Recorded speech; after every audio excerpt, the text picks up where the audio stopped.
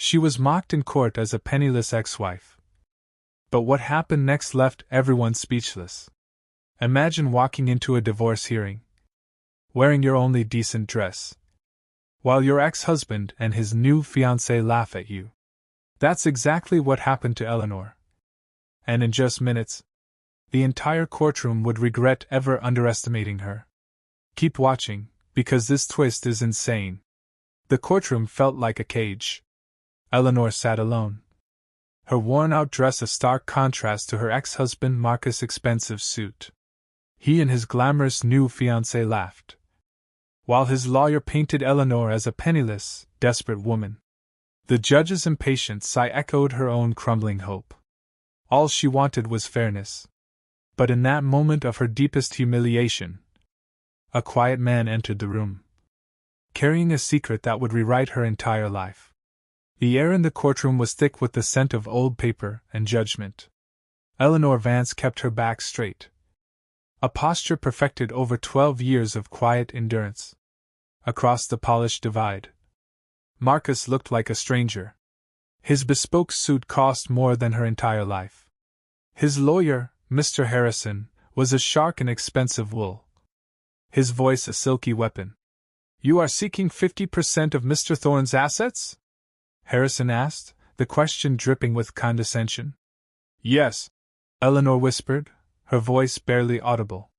"That is what the law provides." A ripple of laughter came from Marcus' side of the room. Harrison smirked. "What we are here to determine is what you contributed." Eleanor thought of the 2 jobs she worked. Waitress by day, cleaner by night. So Marcus could build his company. She typed his proposals, made his coffee, and was the silent bedrock of his dreams. "I supported my husband," she said, her voice gaining a sliver of strength. "I ran our household so he could focus." "You mean you did the chores?" Harrison chuckled, dismissing a decade of sacrifice with a wave of his hand. "A commendable, if unremarkable, domestic duty." He then laid bare her current life for the court. Her 1-bedroom apartment, her job as a part-time librarian's assistant, her $24,000 a year existence. He made her sound like a parasite. She looked at Marcus, searching for the man she'd loved. But his eyes were cold. Next to him, Isabella whispered something, and he smiled. They were a team. Eleanor was just an obstacle to be cleared. Defeated, Eleanor fled the courtroom during the recess. She found a secluded wooden bench in a quiet corridor. The cold seeped through her thin blazer. She felt hollowed out. All she wanted was fairness. But in Marcus' world, fairness was a commodity she couldn't afford. Her lawyer, Sarah, found her, holding 2 cups of lukewarm coffee. "Don't let them get to you," Sarah said, though her voice lacked conviction. "He's a bully. It's his strategy. It's working," Eleanor whispered. "Even the judge looks at me like I'm something he scraped off his shoe." "We need something concrete, Eleanor. Did you ever attend business meetings? Help with the source code?"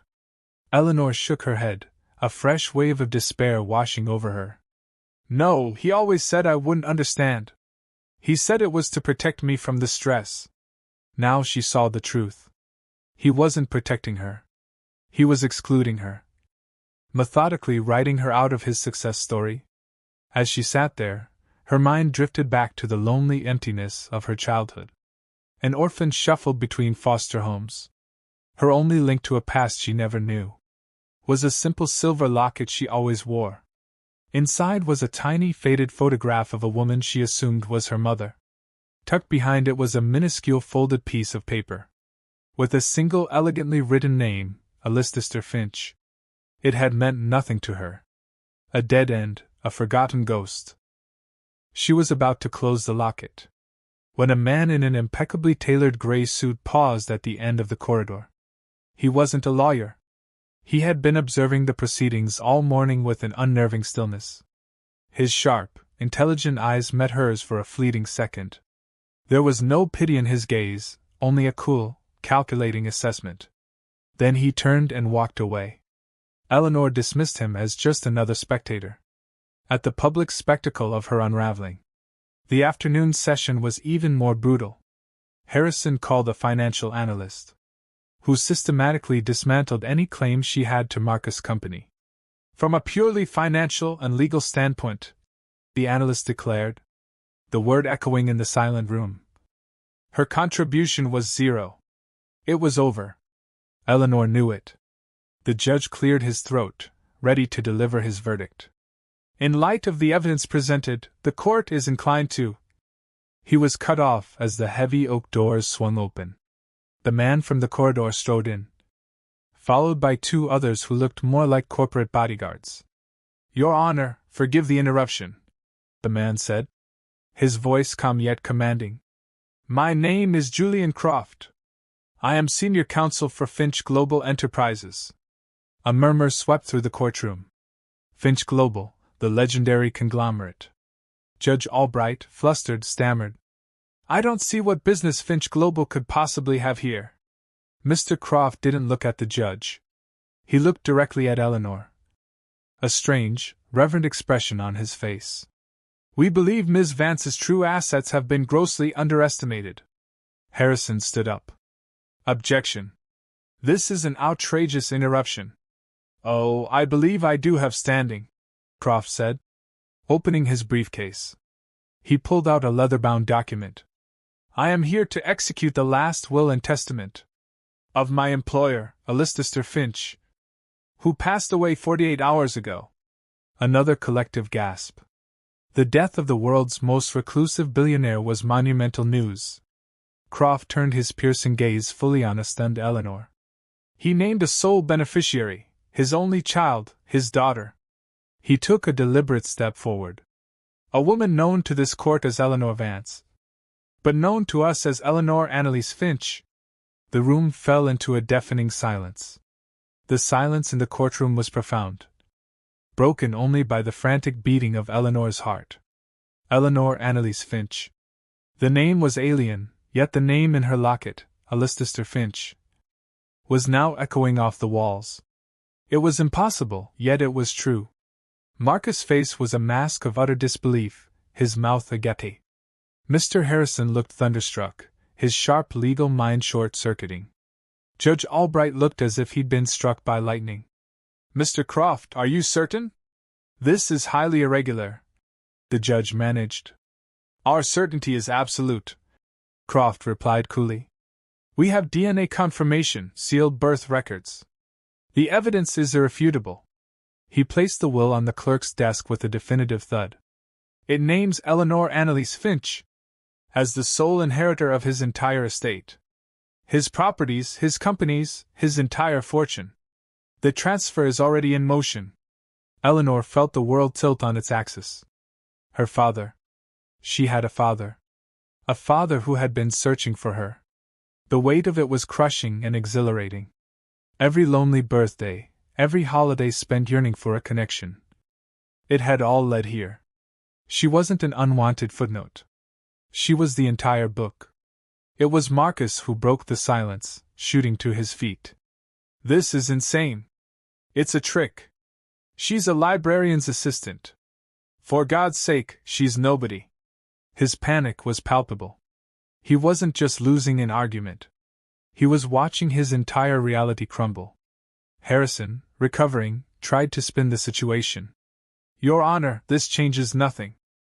This alleged inheritance occurred after their separation.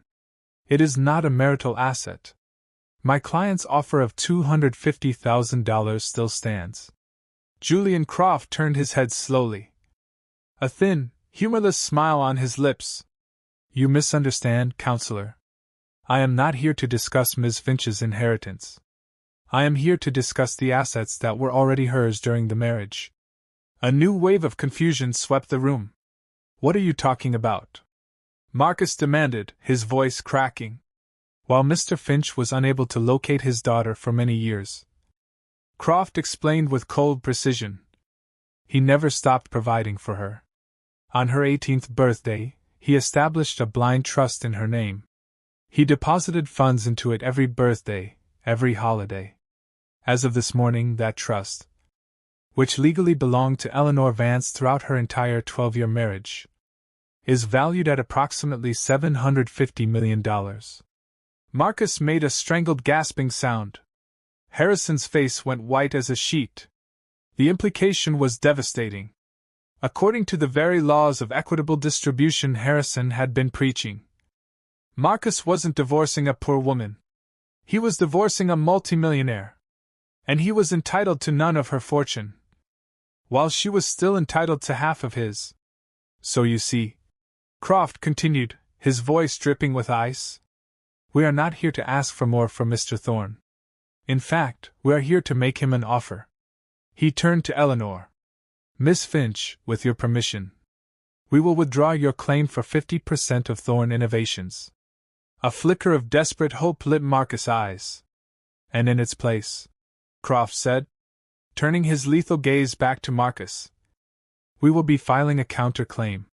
We will be demanding 50% of all marital assets. That includes Mr. Thorne's $90 million company. And of course, Ms. Finch's $750 million trust. We believe Mr. Thorne's fair share comes to approximately $420 million. We are prepared to write him a check today. The room erupted. Marcus Thorne, who had mocked his wife for her poverty, had just been offered a colossal payout. But it wasn't a victory. It was the ultimate humiliation. His entire empire was a rounding error in his ex-wife's finances. The power dynamic hadn't just shifted. It had been annihilated. In the chaotic aftermath, Judge Albright hastily adjourned the court. Marcus remained frozen, a ghost of his former self. Isabella, his fiancée, was already subtly edging her chair away from him. Her expression one of awe and terror directed at Eleanor. Eleanor was escorted to a private judge's chamber by Croft's efficient security team. She sank into a plush leather chair, her legs finally giving way. My father, why didn't I know?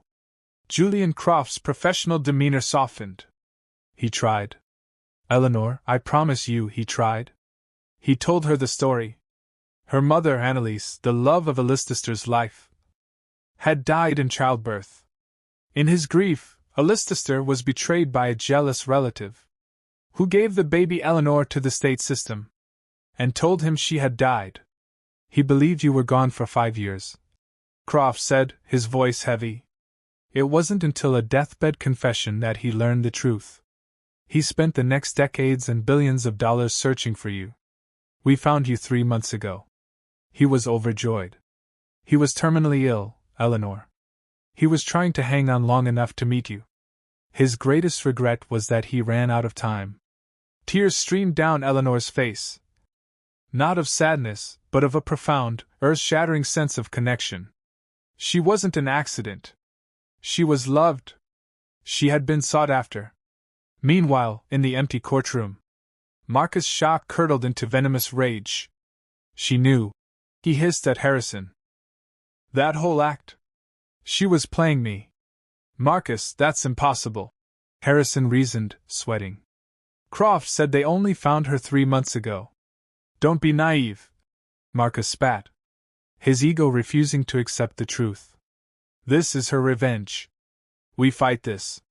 We challenge the will, the trust. We argue she hid assets. Harrison looked at him as if he were insane. Marcus, they are Finch Global. You were just offered a life-changing sum of money. Take the win. It's not a win, Marcus roared, slamming his fist on the table. It's a disgrace. I will not be reduced to a footnote in my ex-wife's charity case. The grudge took root, dark and twisted. He would try to tear her down, even if it meant destroying himself. The days that followed were a blur for Eleanor. She was a headline. The billionaire Cinderella. Julian Croft and his team became her shield, managing the press and walking her through the empire she now owned. She sat in meetings with powerful board members, who spoke a language of acquisitions and market caps that was alien to her. She felt like an imposter, drowning in the weight of her new crown. One evening after a grueling day, Croft found her staring out the penthouse window at the glittering city. I feel like I'm going to break it all, she confessed. He knew that, Croft said gently.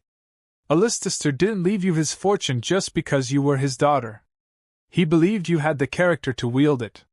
He gestured to a sealed crate in the corner. He left these for you. Later, alone, Eleanor opened it. Inside were her father's personal effects, books, records, and thick leather-bound journals. With trembling hands, she opened the first one. They told me my Eleanor was gone. Today, I learned that was a lie. She's out there. I will not rest until I find her. She read for hours, tears blurring the elegant script. He wrote to her as if she were there, detailing his business philosophy and his hopes for her. Money is a tool, Eleanor. One entry read. It reveals character. It does not create it. I pray you never lose your heart, for it is a far greater treasure than anything I can ever leave you. Through his words, she finally met her father. He had trusted that the little girl lost to the world would grow into a woman of integrity.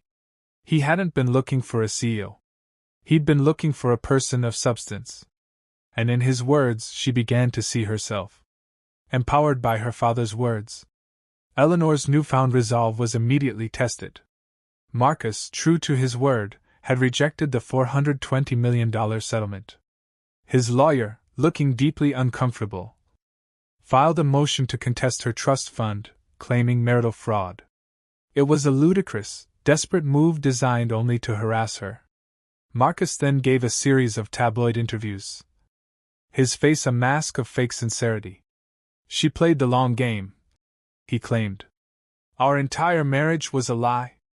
She pretended to be simple while sitting on a secret fortune. The public narrative began to waver. Could she really have been unaware? Eleanor watched one of the interviews, her face impassive.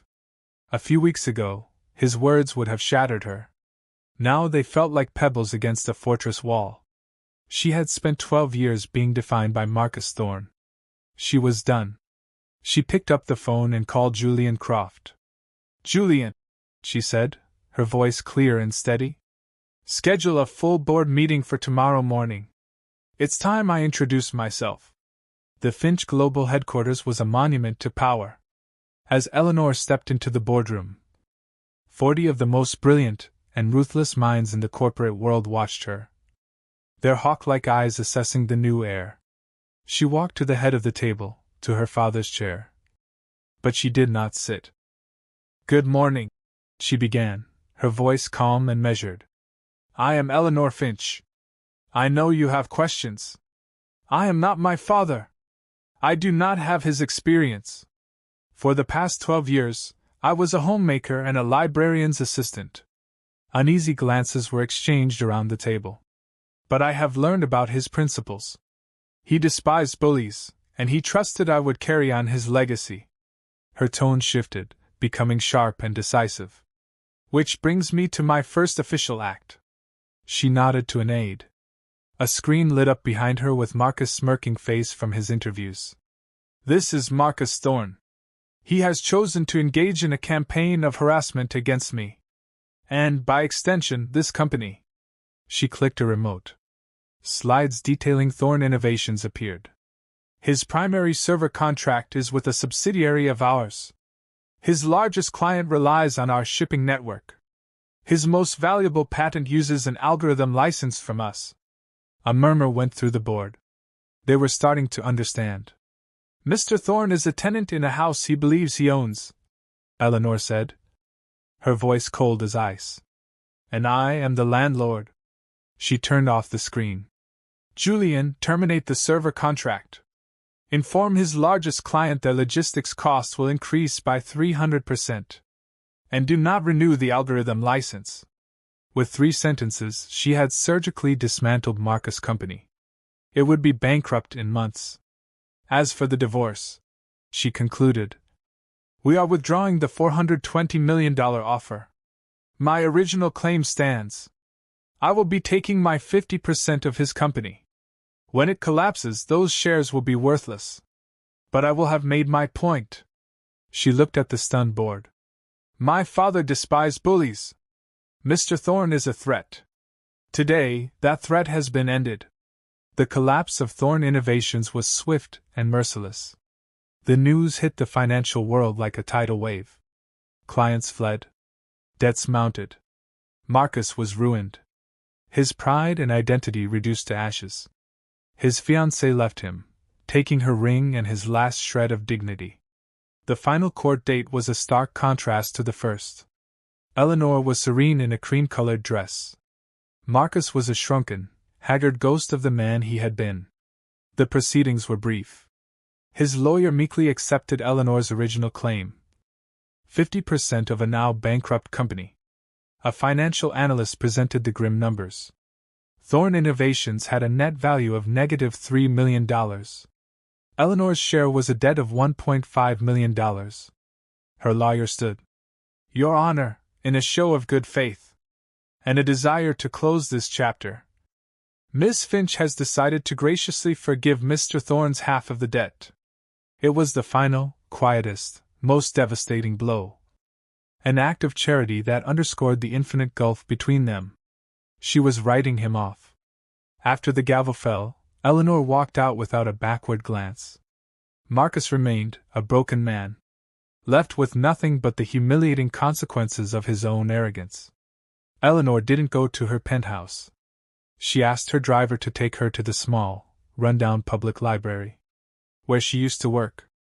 Walking through the familiar aisles, the scent of old books was a comforting balm. She ran her fingers over the worn spines, remembering the quiet peace she had found here. She realized her old life hadn't been a weakness. Her quiet nature, her love of books, her ability to endure. These were not flaws. They were the source of her strength. Marcus' strength was borrowed from money and status. Hers was innate. She hadn't inherited a fortune. She had inherited a responsibility. Her victory wasn't in crushing Marcus. It was in the quiet realization of her own worth. A worth that had been there all along.